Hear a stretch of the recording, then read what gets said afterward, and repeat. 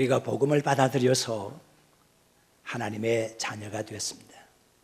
우리는 복음에 대해서 많은 말을 하고 있습니다. 우리가 전해야 할 것도 복음이라고 말하고 있습니다. 복음이라는 것이 무엇일까요? 헬라어로 말하면 유앙겔리온입니다. 그것을 번역하면 복된 소식이고 기쁜 소식입니다. 자, 어떤 것이 복된 소식이고 기쁜 소식이 될까요? 각자 나름대로 복된 소식이나 기쁜 소식은 내용이 다를 수가 있습니다. 예를 들어서 불치의 병을 앓고 있는 사람, 병을 도와줄 수 있는 의원도 없고 병에 해당하는 약도 없다, 그렇게 알고 있었는데 소문이 들려옵니다. 그 병은 불치의 병이 아니다. 어떤 의원이 그런 병을 고쳤다, 또는 어떤 약을 먹으니까 그 병이 고침을 받았다, 그런 소식이 전해지는 것, 이것이 바로 복된 소식이고 기쁜 소식이라 이렇게 말할 수가 있을 겁니다. 부도의 위기를 만난 어떤 사업가가 있습니다. 한다고 노력을 했지만은 부도 맞게 되었습니다. 이럴 때 어떤 든든한 재정적인 후원자가 나타났습니다. 끝까지 도와주겠다 하는 거예요. 당신이 어떤 일을 하든지 간에, 당신에게 얼마의 재정이 필요하든지 간에 내가 뒤를 봐주겠다, 그런 든든한 재정적 후원자가 나타난다고 하면 이건 정말 기쁜 소식이 아닐 수가 없습니다. 무기형을 선고받은 수인에게 이제는 정말 희망이 없다, 이제는 바깥 세상을 볼 수 있는 기회가 없다, 그렇게 생각을 하고 있었는데 어느 날 소문이 들려옵니다. 대통령의 특별 사면에 의해서 이제 곧 석방이 된다는 소식 들려왔습니다. 이 소식이 얼마나 반갑고 기쁜 소식이 될까요? 자, 우리는 하나님의 말씀 속에서 여기저기 너무나도 기쁘고 반갑고 복된 소식이 많이 있음을, 보석처럼 박혀 있음을 알 수가 있습니다. 널려 있습니다. 여기저기에. 우리는 수고하고 무거운 짐을 지고 있습니다. 한시도 쉴 수가 없습니다. 우리를 향하여 주님께서는 마태복음 11장 28절에 이렇게 말씀하십니다. 수고하고 무거운 짐진 자들아 다 내게로 오라, 내가 너희를 쉬게 하리라, 그렇게 말씀하고 계십니다. 사탄이가 우리에게 오는 것은 우리의 것을 도둑질하고 죽이고 멸망시키려는 것뿐이죠. 그러나 예수님께서 오신 것은 우리라면 생명을 얻게 하고 그 생명을 넉넉하게 풍성하게 하기 위해서 우리에게 오셨다, 그렇게 요한복음 10장 10절에 말씀하고 계십니다. 많은 사람들이 참 진리를, 길을 찾기를 애쓰고 노력하고 있습니다. 우리 예수님께서 요한복음 14장 6절의 말씀 보니까 내가 곧 길이요 진리요 생명이라, 나로 말미암지 않고는 아버지께로 올 자가 없다, 그렇게 말씀을 하여 주셨습니다. 그리고 모든 말씀의 핵심 부분에서 요한복음 3장 16절 있지 않습니까? 하나님이 세상을 이처럼 사랑하사 독생자를 주셨으니 이는 저를 믿는 자마다 멸망치 아니하고 영생을 얻게 하려 하심이라. 이보다 더 반갑고 좋은 소식이 어디 있겠습니까? 세상에 많은 사람들은 이 길로 가야 영생을 얻을 수가 있고 천국에 갈 수 있고 이 사람을 믿어야 된다고 그렇게 말하는 사람들이 있습니다. 보라, 이 사람을 보라고 이렇게 말을 합니다. 그렇지만 다른 이로서는 구원을 받을 이름을 우리 예수님의 이름 외에는 주신 적이 없다고 사도행전 4장 12절에 기록되고 있습니다. 다른 이로서는 구원을 얻을 수 없다는 것입니다. 천하 인간의 다른 이름을 구원자로 우리에게 주신 일이 없다고 분명히 말씀하고 있습니다. 사도행전 16장 31절의 말씀 보니까 주 예수를 믿으라, 그리하면 너와 내 집이 구원을 얻으리라, 그렇게 말씀을 기록하고 있습니다. 얼마나 반가운 소식인 것입니다. 우리 육신도 편안하고 우리의 삶이 향상이 되고 형통하게 된다고 하는 것도 좋은 소식이고 기쁜 소식이긴 하겠지만 우리의 몸이라고 하는 것은, 우리의 육신의 삶이라는 것은 잠깐 한시적인 겁니다. 가시적인 겁니다. 그렇지만 우리의 영혼은 영원히 있는 것 아닙니까? 우리 영혼이 영원히 살아야 되겠거니와 우리 영혼이 죽지 아니하고 생명을 얻게 되며 구원을 받게 되고 하나님의 자녀가 된다는 것이, 요한복음 1장 12절의 말씀 보니까 영접하는 자 곧 주 예수를 믿는 자, 하나님을 믿는 자에게는 하나님의 자녀가 되는 권세를 주셨다고 말씀하고 있습니다. 이 복음의 놀라운 것을 우리에게 맡겨주시면서 이 복음을 전하라는 것입니다. 천하로 다니면서 주의 복음을 전하라고 하는 것입니다. 이럴 때에 복음만 맡겨주신 것이 아니라 복음 전도자에게는 하나님께서 능력까지 주시는 것입니다. 사도행전 1장 8절의 말씀 보니까 권능을 주시겠다고 말씀하십니다. 성령이 너희에게 임하면 너희가 권능을 받고 예루살렘과 유대와 사마리아 땅끝까지 이르러 내 증인이 되리라고 분명히 말씀하고 있는 것입니다. 신앙군에 가면 증도라는 섬이 있습니다. 그 섬에는 많은 하나님 믿는 사람들이 있고 교회가 많이 세워져 있습니다. 문준경이라는 여인이 증도에 시집을 갔습니다. 그런데 이 여인이 자식을 하나도 낳지를 못했습니다. 요즘은 자식 낳지도 않으려고 하는 결혼한 사람들도 있다는 얘기를 듣고 있습니다. 그리고 자식을 많이 낳지 않으려고 노력을 하고 있습니다. 그렇지만 옛날에는 그렇지 않았습니다. 자식들 생기는 대로 낳았고, 그리고 자식을 낳지 못하면 굉장히 힘든 것이 있었습니다. 시집을 갔으면 시집의 가문을 이렇게 세워야 되고, 그리고 계속 이어나가기 위해서는 핏줄을 봐야 되지 않았습니까? 아들을 낳아야 됩니다. 하다못해 딸이라도 낳아야 됩니다. 아들을 낳지 못하면 또 작은 마누라라도 얻어가지고서 아들을 낳으려고 하는데 그게 흉이 안 되던 때가 있었어요. 아니, 아들 아니라 딸도 낳지를 못하니까 시집에서는 쫓아내버린 거예요. 요즘 사람들에게 소방 맞았다 그러면 그게 무슨 말인지를 모릅니다. 근데 옛날 사람들 다 압니다. 소방 맞았다, 쫓겨났다면, 시댁에서 쫓겨났다는 거예요. 그래가지고서 친정으로 갔습니다. 친정으로 가니까 친정 부모님이 반겨줍니까? 그렇지가 않습니다. 출가 외인이다, 시집으로 가거라, 죽어도 그 집에서 죽고 귀신이 돼도 그 집의 귀신이다, 가거라. 친정에서 받아주지를 않습니다. 야, 문종종 여인은 죽을 맞습니다. 증도에서 떠났습니다. 목포의 유달산 아래에 조그마한 방을 얻어서 거기서 삭바느질을 하면서 근근히 생활을 영위하게 됩니다. 그러다가 어느 날 그 집을 방문한 한 사람을 만나게 되는데, 코 큰 양반의 선교사를 만났어요. 주의 복음을 가지고 온 거예요. 가만히 들어봅니다. 들어보니까 이게 보통 소식이 아닌 거예요. 문중정 여인은 그 선교사님과 마주보고 앉아서 주의 복음을 듣고 답하고 문답하면서 거기서 얼마간 주의 복음을 받아들이게 됩니다. 그리고 그는 생각합니다. 내가 이제 증도로 다시 돌아간다. 증도에서 내가 자식을 낳지 못해서, 육신의 자식을 낳지 못해서 쫓겨났지만 이제 증도에 가서 육신으로서 낳지 못했던 자식을, 하나님의 자녀들을 많이 낳아서 하나님께 영광을 돌려드리겠다. 그렇게 마음의 작정 결심을 하고 증도로 돌아갔어. 거기서 열심히 주의 복음을 전했어. 나중에는 순교까지 당하게 됩니다. 어떻게 순교를 당하게 됩니까? 많은 새끼를 까는 씨암탉이라는 누명을 쓰고 그렇게 죽음을, 순교를 맞게 되었던 것입니다. 그런데 이 문종종이라는 여인을 통해서 몇 명이 하나님께로 나오고 결신하게 되었는가 하면 6천 명이 주님께로 나왔습니다. 한 여인을 통해서 6천 명을 주님께로 돌리게 된 거예요.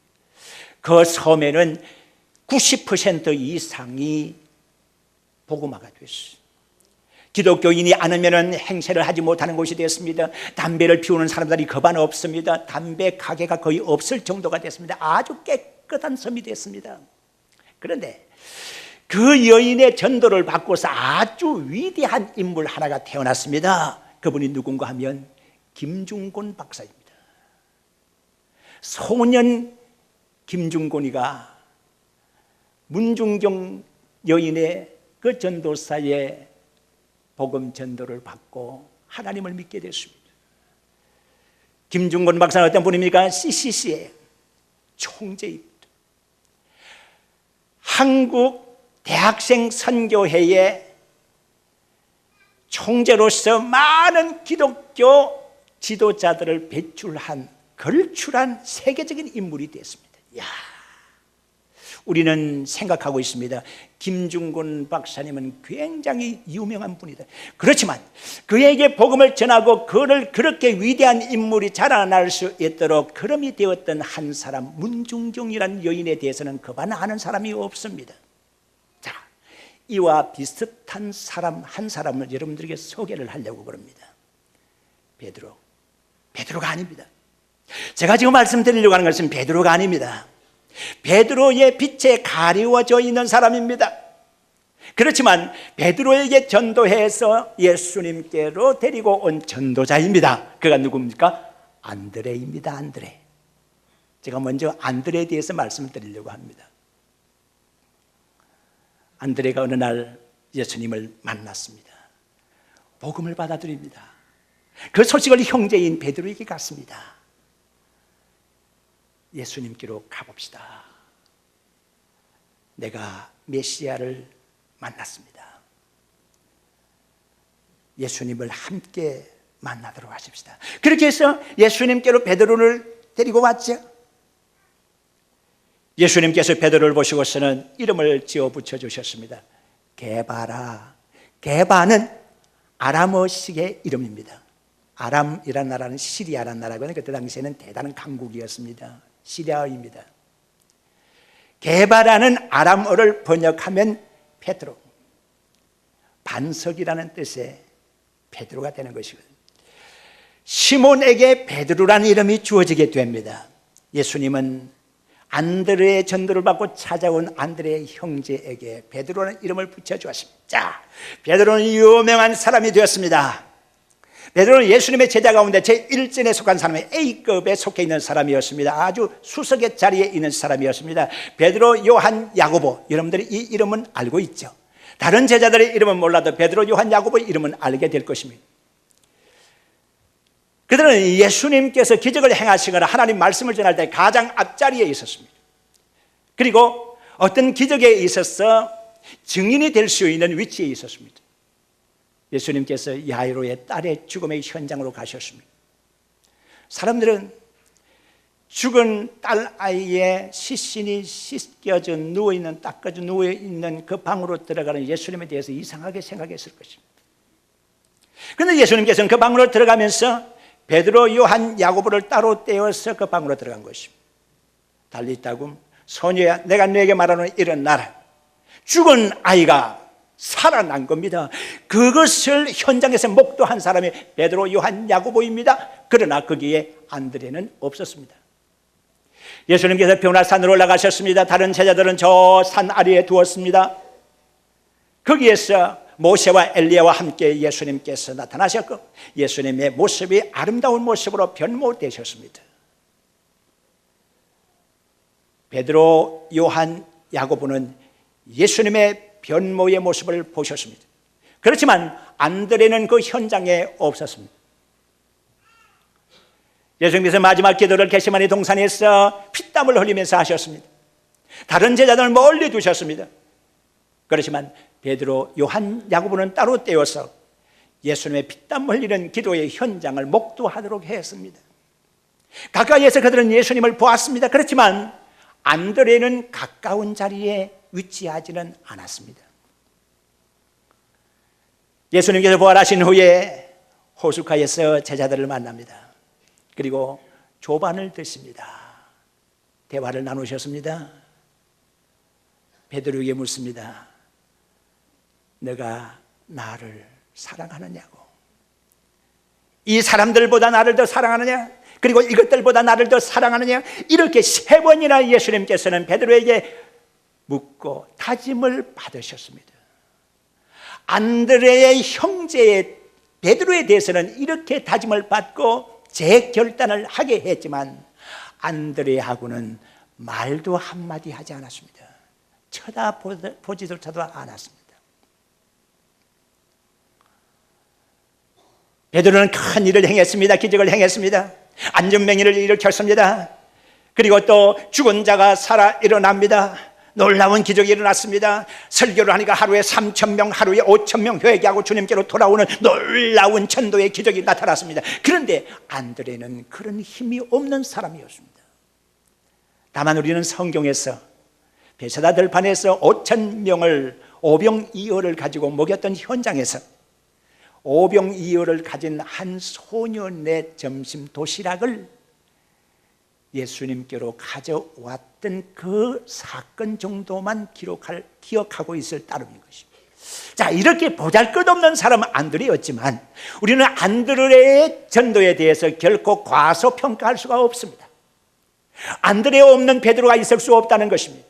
믿음의 성도 여러분, 우리 한 사람 한 사람 비록 보잘것없다고 할지라도 안드레처럼 할 수는 있겠다고 하는 것입니다. 우리가 누구에게 복음을 전하게 되면 복음 전도의 전함을 받은 사람들 가운데서 위대한 인물이 태어난다고 하면 그 위대한 인물을 통해서 하나님께 영광을 받으실 것이고, 위대한 인물을 주님께로 인도한 배후에 우리 그에 의해서 빛은 가려져 퇴색되어 있을지라도 하나님께서는 우리의 모습에 대해서 결코 과소평가하지 않을 줄로 믿습니다. 하나님께서 우리의 이름을 기억해 주실 줄로 믿습니다. 이렇게 아름다운 사람 안드레, 그리고 또 한 사람 소개가 됩니다. 빌립이라는 사람입니다. 빌립이라는 사람은 사실 이렇게 보면 소극적인 인물 중에 한 사람이지 않을까 하는 생각을 가지게 됩니다. 왜 그러냐 하면 지금 그 동네에 같이 있는 베드로, 안드레가 예수님을 믿고 있습니다. 그리고 다른 사람들이 예수님께로 가가지고서 하나님의 말씀을 듣고 제자가 되기도 하고 예수님을 따라다니는 사람 중에 있기도 해서요, 온 동네 사람들이 예수님 앞에 있는데 빌립이라고 하는 사람은 가만히 지켜만 보고 있습니다. 자, 나는 베드로가 친구 안드레가 그렇게 예수님께로 가가지고서 말씀을 듣고 그렇게 할 때에도 빌립은 가만히 보고만 있었어요. 달려가서 보면 되지 않아? 물론 빌립이라는 사람에게 있어서 뭐 소극적인 면도 없지 않아 있었겠지만 호기심이나 이런 것이 없지는 않았어요. 예수님께서 우리 동네에 오셔서 말씀을 전한다는데 그 앞에서 동네 사람들이 많이 은혜를 받고 그렇게 한다는데 과연 예수님이라는 분은 어떤 분일까? 복음이라는 게 어떤 걸까? 영생이라는 건 어떤 걸까? 진리의 말씀을 전한다는데 어떤 걸까? 예수님, 그런 생각을 가지고 있으면서도 빌립은 정작 예수님께로 나가지 못하고 있는 거예요. 아주 소극적인 사람이에요. 기회를 놓칠 수가 있습니다.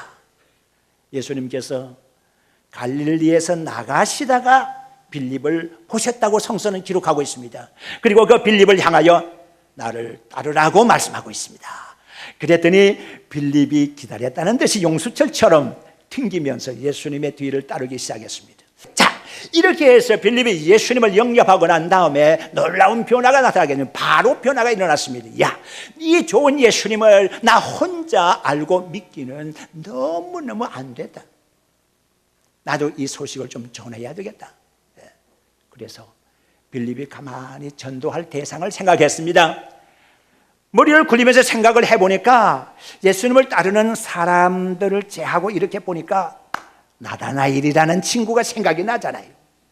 그래서 빌립은 나다나엘에게로 즉시 갔습니다. 그런데 빌립이 한 가지 걱정이 생깁니다. 그 걱정이 뭔가 하면 나다나엘이라고 하는 사람은 굉장히 분석적이고 이성적이고 논리적인 사람이에요. 적적한 사람이야. 아주 까칠한 사람이야. 무슨 말을 하면 이 말이 옳은가 그런가 남이 말하는 것을 그대로 듣는 것이 아니라 가만히 생각을 해보는 사람이 나다나엘이라고 하는 아주 침착한 사람이에요. 판단력이 있는 사람이에요. 분명한 사람이에요. 사리 판단에 있어서. 이 친구를 알고 있는 빌립이기 때문에 빌립이 이 친구 나다나엘을 만날 때에 준비를 단단히 하고 갔습니다. 성경적으로 연구를 좀 해보고 그렇게 했는데 그 내용이 45절에 기록이 되어 있어요. 내용이 뭐라고 되어 있습니까? 모세가 율법에 기록하였고 선지자들이 기록한 그분을 내가 만났다.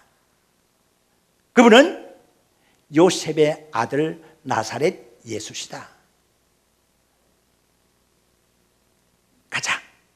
자, 이렇게 연구를 해가지고 준비를 해가지고 빌립이 한마디 던졌으면 나다나엘이 그래? 그런 분이요? 이렇게 놀라고 반응하면서 함께 혹해가지고서 예수님께로 함께 가면 얼마나 좋겠어요. 그런데 나다나엘이 가만히 그 소리를 듣더니 하는 말이 이런 말이에요. 나사렛? 나사렛에서 무슨 선한 것이 날 수가 있겠냐? 그러니까 야 빌립 친구야, 너 정신 바로 차려라.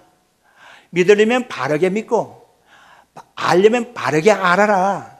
이거 뭔가 잘못 알고 있는 거야. 하나님의 말씀에 베들레헴에서 메시아가 태어난다고 말씀하셨지, 나사렛 동네에서 태어난다는 말을 안 했잖아. 나사렛 예수? 나 이해가 안 간다. 나사렛에서 무슨 선한 것이 날 수가 있겠냐? 이게 나다나엘의 반응이었어요. 빌립은 속으로 생각해, 나 그럴 줄 알았다. 조금 더 준비할 텐데. 아마 이렇게 생각할 수도 있었겠어요. 믿음의 성도 여러분, 빌립은 아주 착한 사람이에요. 그래서 나다나엘이 나사렛에서 무슨 선한 것이 날 수 있겠느냐고 말했을 때 거기에 대해서 적당한 대답을 해야 되겠는데, 성경적인 지식이 거기까지는 이르지를 못했어. 그래서 빌립은 말문을 닫으면서 와 보라, 그렇게만 말 한마디 한 거예요. 다른 말을 못해서, 다른 말을 안 해서, 논쟁할 말은 안 해서, 판단만 받을 소리는 안 해서, 깊이 생각할 소리는 안 해서, 잔소리 말고 와 보라 한마디만 했어. 그랬더니 이상합니다. 조금 전에 나사렛에서 무슨 선한 것이 나겠느냐고 비판적이고 논리적으로 말했던 그 나다나엘이 그냥 따라오잖아. 이상한 노릇이야. 자, 그러면 나다나엘이 빌립에게 따라가는 이유가 무엇이었을까? 도대체 무엇을 보았을까? 나다나엘은 친구 빌립을 잘 알고 있습니다. 아주 허약 체질의 빌립을 알고 있습니다.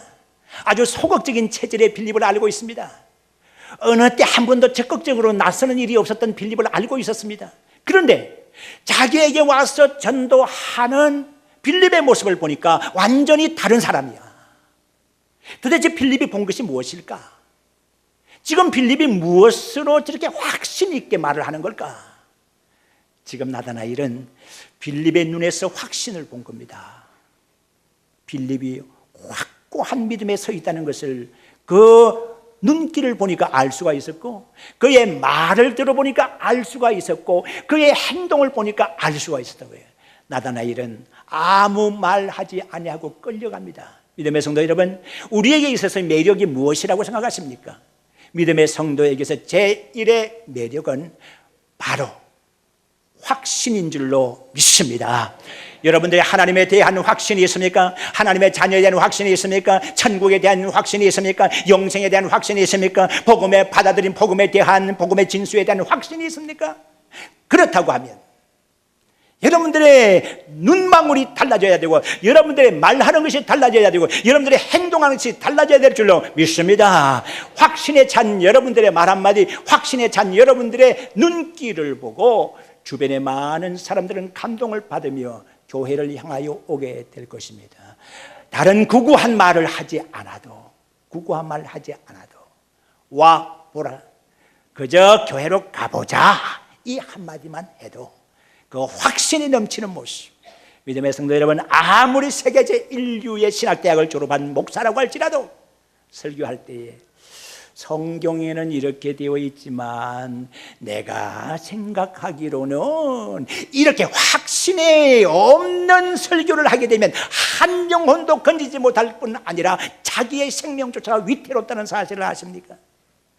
아무리 지방신학을 졸업한 사람이라 할지라도, 아무리 학위를 갖지 못한 목사라고 할지라도 확고한 신념을 가지고서 주의 복음을 전하게 되면 능력이 따르는 줄로 믿습니다.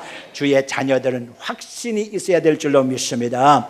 확신에 굳게서 복음을 전하며 우리의 입술로 오직 주의 말씀만 전하며 교회를 자랑하며 주님을 자랑하며 교인들을 자랑하며 교회에 대한 책임을 잘 감당할 수 있기를 주의 이름으로 축원합니다.